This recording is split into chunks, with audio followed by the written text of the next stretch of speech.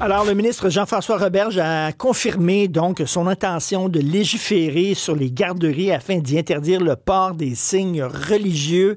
Il est avec nous. Bonjour, Monsieur le ministre. Bonjour, M. Martineau, ça va bien? Très bien, désolé du retard. On devait se parler il y a quelques minutes. Merci de votre patience. D'ailleurs, parlant de retard, la loi 21, elle a été adoptée en 2019. Pourquoi avoir attendu 6 ans pour soudainement l'élargir aux garderies et aux CPE? Bonne question. C'est une question, je vous dirais, de cheminement dans la société. L'objectif en laïcité, là, c'est pas nécessairement d'aller le plus loin possible, le plus fort possible, le plus vite possible. C'est un sujet qui est délicat. On parle de droits fondamentaux, on parle de laïcité de l'État, mais il faut être en phase avec les Québécois. Il y a des pays européens qui vont beaucoup plus loin que nous, puis ils peuvent avoir raison de le faire. Mais notre modèle, c'est pas juste de copier ce qui se fait ailleurs. Puis en 2019, je vous dirais que notre loi 21, elle était audacieuse. Plusieurs Québécois trouvaient qu'on allait pas assez loin, d'autres trouvaient qu'on allait trop loin. Mais depuis ce temps-là, il s'est passé beaucoup de choses. L'école Bedford notamment, mais pas seulement. Puis l'opinion publique a changé. Puis je pense que la plupart des Québécois voient notre loi 21 comme le minimum en ce moment. Puis trouvent que c'est le temps d'aller un peu plus loin. Donc je pense qu'il faut écouter les gens. Puis je suis d'accord avec cette opinion publique-là. La mienne aussi a évolué au cours des dernières années. Et puis, voilà pourquoi on pense que le fruit est mûr pour avancer, puis étendre les principes de laïcité dans nos garderies et nos CPE privés subventionnés aussi.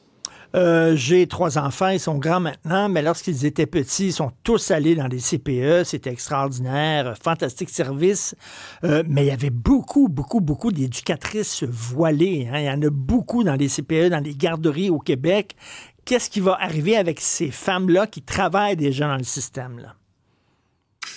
Il n'y a pas de perte d'emploi. On voudra faire avec la loi à venir, qui n'est pas encore déposée, mais ce qu'on a fait dans le réseau scolaire, c'est-à-dire avoir une espèce de clause grand-père, une clause de droit acquis, mais de dire à partir de maintenant, toute nouvelle personne embauchée doit respecter ces nouveaux principes-là. Si les gens aussi changent complètement d'employeur, changent de garderie, à ce moment-là, ils perdent ce droit acquis. C'est ce qu'on a fait dans le réseau scolaire pour les enseignants et enseignantes, il y a maintenant 6 ans. C'est ce que nous allons faire aussi dans le réseau scolaire pour les gens qui travaillent au service de garde, donc les éducateurs et éducatrices des services de garde de nos écoles. Et c'est ce qu'on veut faire dans quelques semaines avec le dépôt du projet de loi pour la laïcité. Donc, il y aura une cohérence, là, je vous dirais, à la fois dans ce qui est exigé, puis dans ce qui est permis. C'est quand même, je comprends parfaitement l'idée de la clause grand-père. On ne veut pas soudainement perdre tous ces gens-là qui travaillent dans les garderies depuis plusieurs années. D'un autre côté, ça fait un peu... toi, tu as le droit de garder ton signe religieux. Toi, tu n'as pas le droit d'en mettre. C'est comme si on disait pour les automobilistes, tous ceux qui ont un permis de conduire à partir d'aujourd'hui, vous devez rouler à 80 km/h, mais ceux qui l'avaient la semaine passée, vous pouvez continuer à rouler à 100 km/h. Vous comprenez? C'est un peu weird. Je vous dirais que le gouvernement énonce clairement sa préférence pour que personne dans le réseau scolaire, puis maintenant dans les garderies, porte de symboles religieux. C'est le souhait, c'est ce qu'on veut. Maintenant, il y a des gens qui travaillent, par exemple, dans nos CFPE depuis peut-être 15 ans, 20 ans, qui ont été embauchés en l'an 2000, selon un statut X, puis c'est ça l'état de droit à l'époque. En ce moment, si on change les règles, on ne donne pas de droit acquis, on peut penser que certaines vont enlever le symbole religieux le temps du travail puis garder leur emploi, mais il y en a peut-être aussi qui pourraient quitter en masse. Et là, si on n'a plus de place pour garder nos enfants, puis qu'il y a des Québécois qui ne peuvent pas aller travailler, c'est bien beau l'idéologie, là, mais je vous dirais que ça ne serait pas efficace. Je ne pense pas que les Québécois nous diraient merci, là. Monsieur le ministre, il y a des gens qui disent, ben là, il y a peut-être des femmes musulmanes voilées qui voulaient aller travailler dans des CPE, qui n'iront pas travailler. On nous avait fait le même discours à l'époque lorsque vous avez fait adopter la loi 21 pour les écoles, en disant ça va être épouvantable, il y a plein de femmes... pas seulement des femmes voilées, parce que ça ne s'adresse pas seulement qu'aux musulmans et aux musulmanes, la loi 21, bien sûr, c'est le kippa aussi, c'est la croix, blablabla. Donc, on dit, il y a plein de gens on avait dit, il y a plein de gens qui seront plus professeurs et ça va être difficile. Finalement, ça s'est pas passé, là.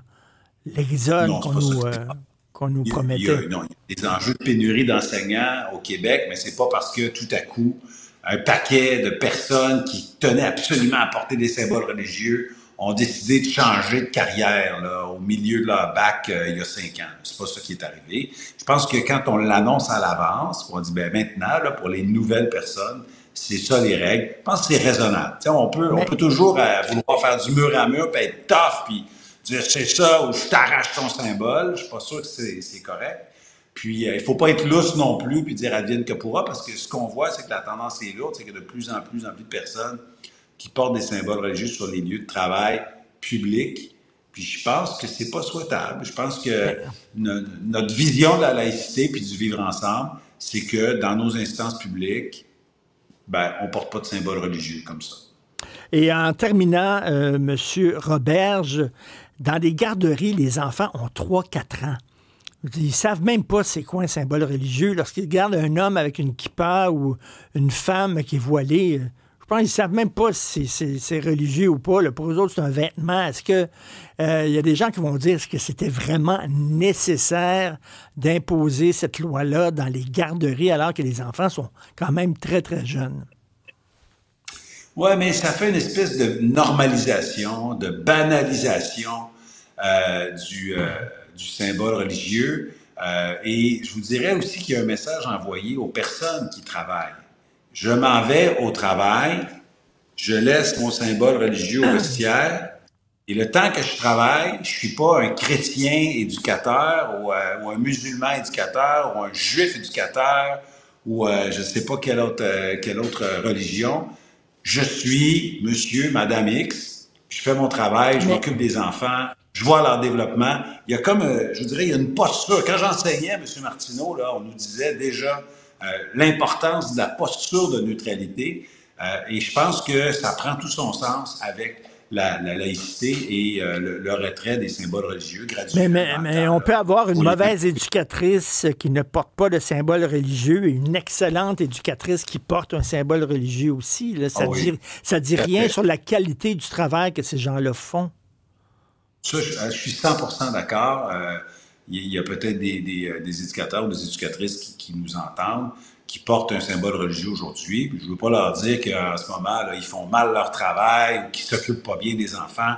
C'est pas ça. On est capable d'évoluer comme société, comme nation, puis d'affirmer graduellement nos valeurs de la laïcité sans être des gens qui font le procès des uns des autres ou qui traitent des gens d'incompétents ou de dire qu'ils essaient de convertir des enfants.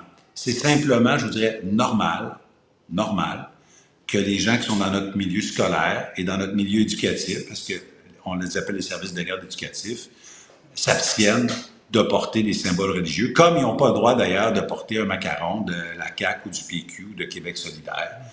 Ça ne fait pas partie de leur travail. Ils n'ont pas à afficher ça pendant leurs heures de travail. Oui, il y a la clause grand-père, la clause de droit acquis, mais graduellement, ce qui va arriver, c'est que nous n'aurons plus de ces symboles religieux-là dans nos institutions. Puis je pense que c'est tout simplement vers ça que le Québec veut évoluer, tout simplement. Merci beaucoup, M. Jean-François Roberge, ministre de l'Immigration, de la francisation et de l'intégration. Merci beaucoup. Bon week-end.